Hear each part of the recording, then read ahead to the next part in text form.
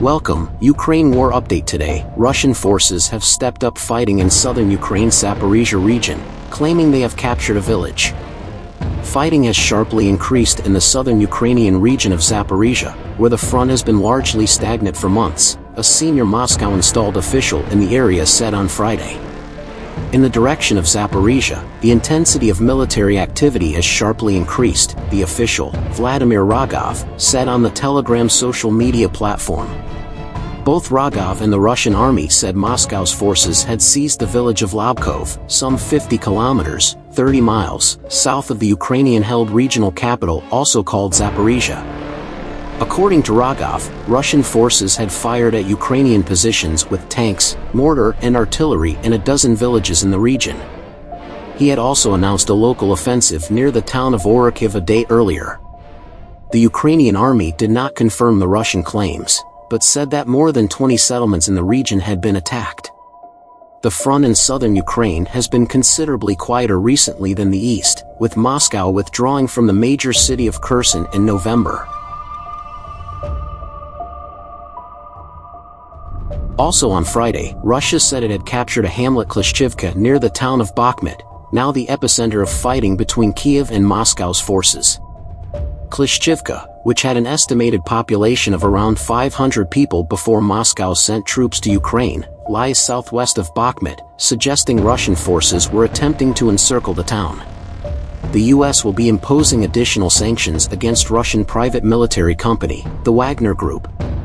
The U.S. Treasury will also designate the notorious military contractor as a transnational criminal organization, according to White House National Security Council spokesman John Kirby. Wagner is a criminal organization that is committing widespread atrocities and human rights abuses, and we will work relentlessly to identify, disrupt, expose, and target those.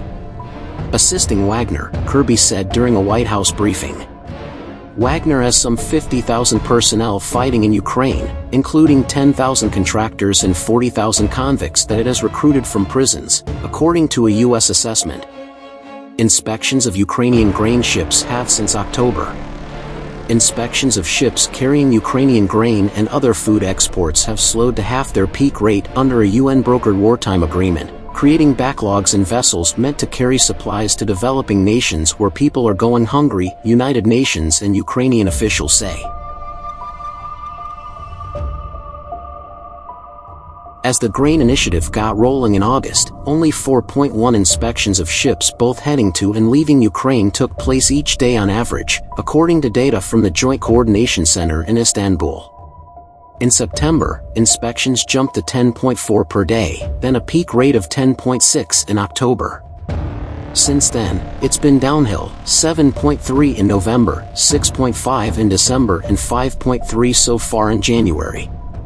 The hope had been that going into 2023, you would see every month the daily rate of inspection going up, not that you would see it halved, USAID Administrator Samantha Power said at the World Economic Forum meeting in Davos.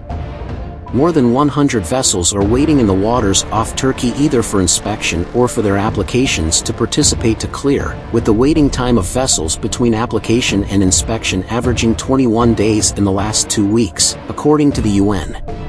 Despite fewer average daily inspections, UN figures showed that more grain actually got through last month, up 3.7 million metric tons from 2.6 million in November. The Coordination Center explained that was due to use of larger vessels in December.